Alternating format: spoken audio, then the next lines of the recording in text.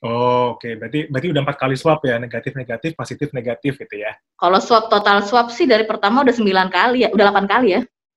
Bokap itu belum nyampe seminggu, baru dirawat sehari apa 2 hari udah langsung masuk ICU, belum nyampe seminggu meninggal.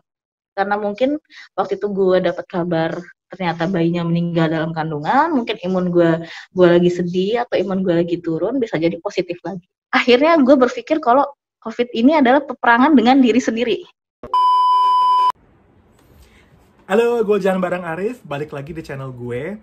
Kalau misalnya kalian udah sempat nonton video gue tentang pengalaman di isolasi di Wisma Atlet, kalau yang belum, langsung aja lihat di list video gue, ada judulnya saya mengidap COVID dan diisolasi di Wisma Atlet.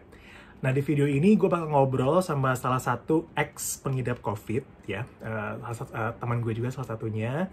Dan gue rasa apa yang dia alami ini selama dirawat di rumah sakit tuh mungkin gue nggak kebayang kayak gimana beratnya. Soalnya dia, ibunya, bapaknya, kakaknya harus dirawat di rumah sakit 23 hari. Dan dia harus menjalani 9 kali swab test sampai akhirnya bebas COVID. Dan juga dia harus mengalami musibah yang itu berat banget. Dan mudah-mudahan video ini bisa jadi pelajaran buat kalian, juga ada hikmahnya.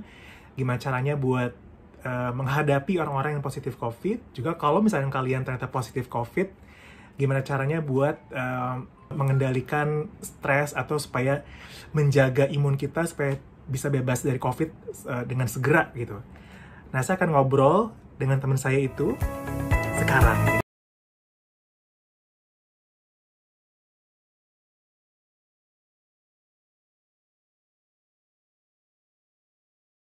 Gejala awal itu Idul Adha ya, persis banget tanggal 1 Agustus. Nah, tapi sebelum itu kebetulan orang tua dan kakak sudah bergejala duluan, termasuk anak juga sudah bergejala. Kalau orang tua itu lemas, demam, batuk justru tidak terlalu ya. Justru kan kalau orang kan kalau COVID itu batuk katanya sama pilek ya. Tapi kalau kebetulan orang tua enggak, cuma lemas, demam. Jadi sebelumnya mereka tuh bepergian dengan kakak. Kakak itu kebetulan memang satgas COVID di puskesmasnya. Jadi memang dia yang men-swab orang-orang di puskesmas kan emang dijaring untuk diswab kan. Jadi dia yang men-swab. Jadi yang pertama gejala itu kakak dan kakak ipar. Kemudian mereka bepergian bersama nih itu mobil.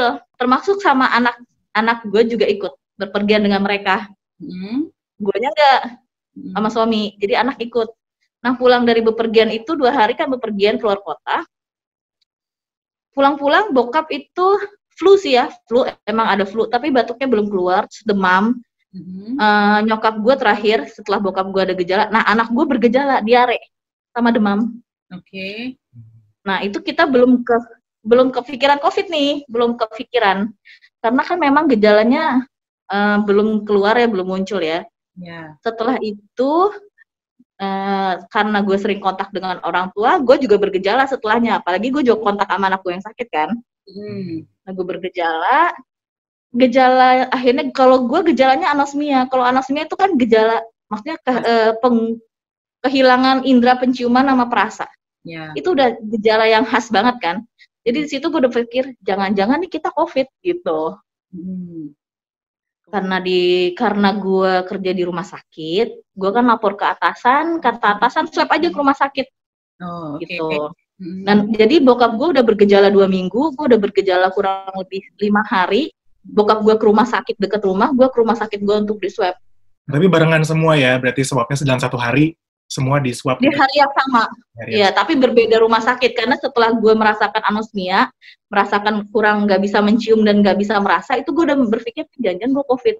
Jadi gue bilang, yuk kita ke rumah sakit aja nih gitu, untuk memastikan kita sakit apa. Setelah di swab, hasilnya kurang lebih 8 hari, 7-8 hari.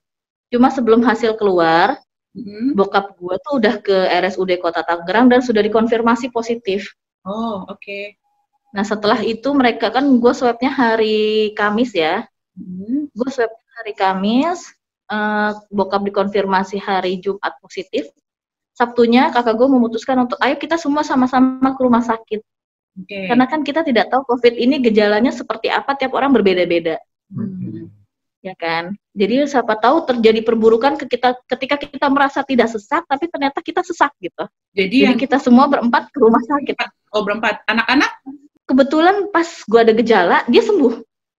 Anak-anak itu lebih cepat sembuh. Oh, tapi sempat di swab juga? Sempat di swab dan positif memang. Oh, oke. Ya gitu. Mungkin karena anak-anak tidak ada beban, tidak ada pikiran, tidak ada stres gitu ya.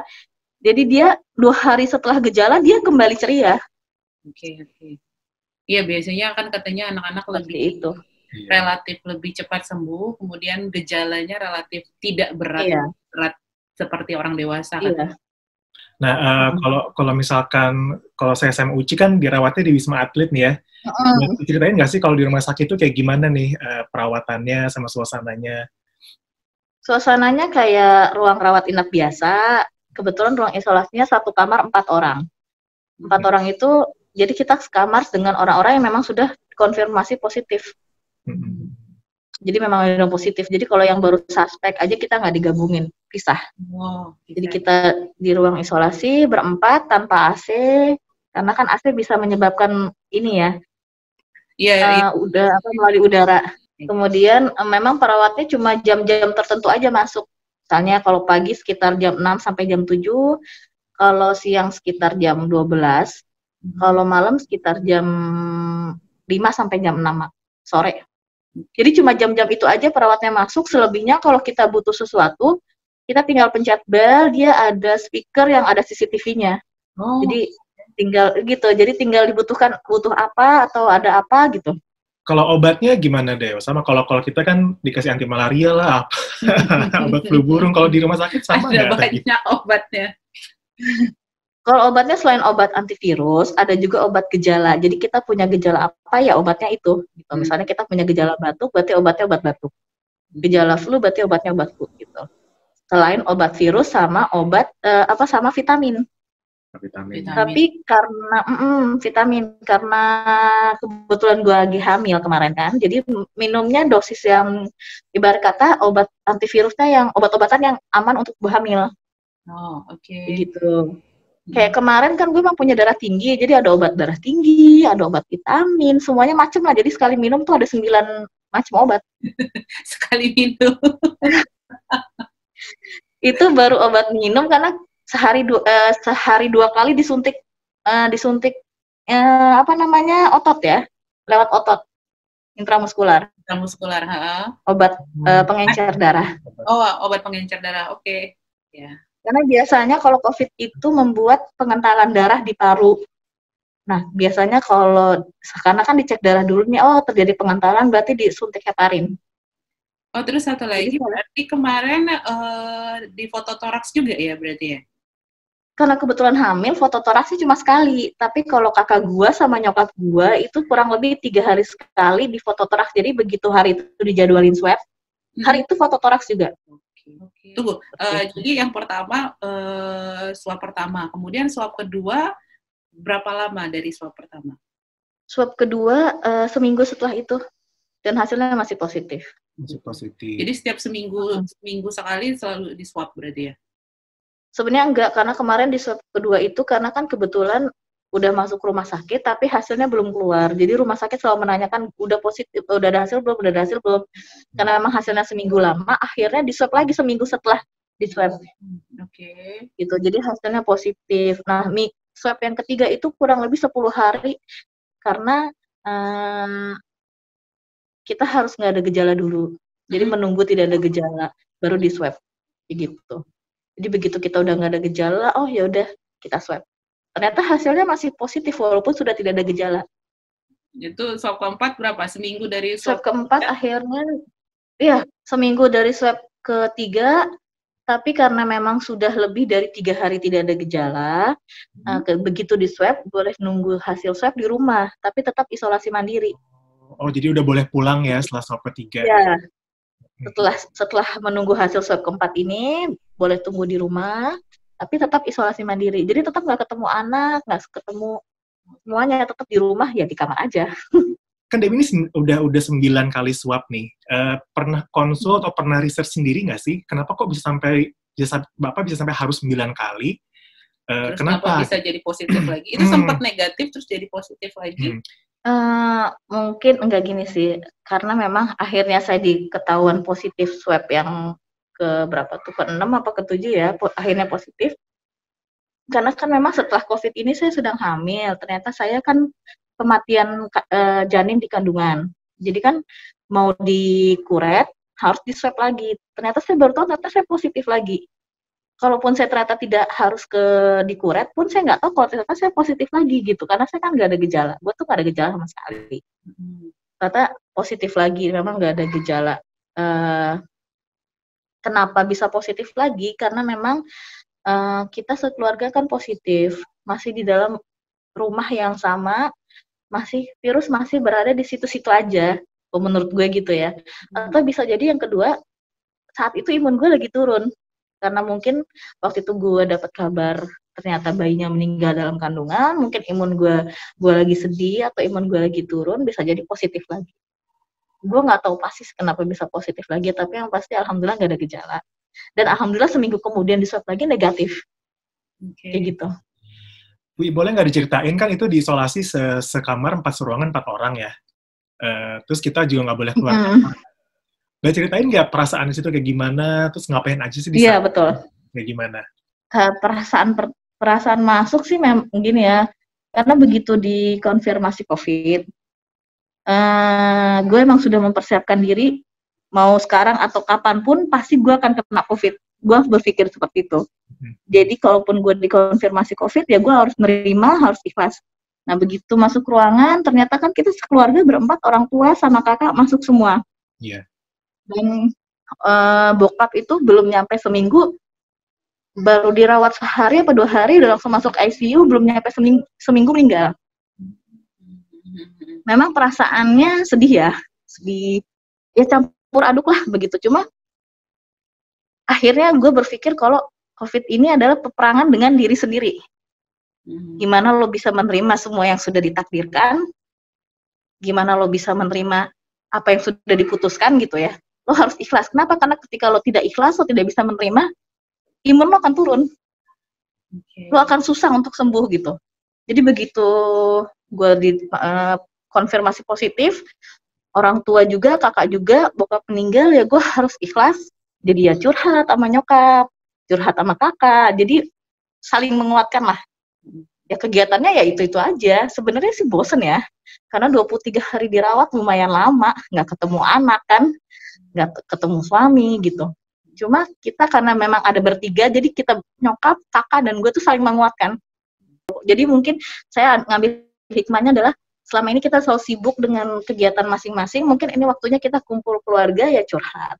Gitu. Sensitif nih, kan tadi Dewi bilang setelah dirawat nggak nyampe 7 hari kan akhirnya bokap meninggal gitu ya. Terus udah kayak gitu gimana keadaan di ruangan, Wi? Nyokap gimana? Nyokap, jadi gini, begitu dikonfirmasi positif, gue seruangan sama nyokap. Nyokap itu memang waktu gue masih seruangan kondisinya masih belum stabil ya. Jadi masih ada sesak, masih pakai bantuan oksigen, walaupun gue juga pakai bantuan oksigen, cuma dia lebih sesak lagi gitu. Jadi memang kita belum memberitahu kalau bokap tuh udah meninggal. Jadi kita usahakan dia stabil dulu. Begitu sudah stabil, dia ada perbaikan, baru kita kasih tahu. Tapi setelah itu ya kondisinya jadi makin baik karena memang kita bertiga saling menguatkan, gitu loh. Nah itu dia sedikit obrolan sama salah satu survivor COVID yang perjuangannya emang hebat banget, cobaannya juga cukup, menurut gue sangat berat ya. Thank you for sharing. Cuman sebelum kita tutup videonya, gue mau ajak teman gue ini buat ngejawab rapid questions. Jadi gue punya 4 pertanyaan, masing-masing ada 2 pilihan, dan Dewi harus pilih salah satunya dengan cepat tanpa berpikir lama gitu ya. Nah kita lihat pertanyaan apa aja, terus jawaban apa aja yang bakal Dewi pilih. Gitu. Jangan lupa terus ikutin video-video di channel YouTube Jalan Bareng Arif. Juga jangan lupa subscribe dan aktifin notifikasinya. Oke, Wi, ini ada 4 pertanyaan ya. Jadi begitu nanti disuruh pilih, langsung pilih cepat, nggak boleh pakai mikir ya. Oke, pilih cepat nih. 1, diinfus atau di swab? Di swab. Yang kedua, Swab lewat hidung atau lewat tenggorokan? Tenggorokan. Udah pernah swab lewat tenggorokan? Enggak, karena kalau kata di rumah sakit gue ada spesialis penyakit dalam. Kalau dicolok cuma satu hidung itu tingkat keabsahannya cuma 30. Kalau 2 hidung jadi 60, kalau tambah tenggorokan jadi 40, jadi 100%. Gitu. Jadi lebih nyaman di tenggorokan daripada di hidung. Oh ya jelas. Jelas ya. Oh gitu ya. Belum nyoba soalnya di tenggorokan, jadi nggak tahu. Oke. Kalau misalkan cuma Dewi aja yang positif sendirian nih, pilih isolasi di rumah atau di RS? Di RS. Kalau gue sih berpikirnya lebih ada yang mantau. Jadi kalau terjadi apapun ya gue udah di RS gitu. Pertanyaan terakhir yang keempat, pilih ya. Kalau misalkan ada tetangga yang kena COVID, dibantu atau biarin aja? Dibantu. Oke, ini juga penting sih. Karena mungkin, iya. Kadang ada yang dijauhin, kadang ada yang disuruh pindah rumah. Kadang sedih ya, maksudnya gini, kita udah jatuh ketimpa tangga, ibaratnya tuh udah positif, masa gue masih dijauhin juga gitu. Yang mereka butuhkan adalah selain kita bawa makanan, bukan makanan yang dia butuhkan, tapi adalah perhatian dari kitanya membuat psikologis dia jadi lebih baik. Udah cukup sih Dewi, mohon banget. Iya. Banget. Waalaikumsalam.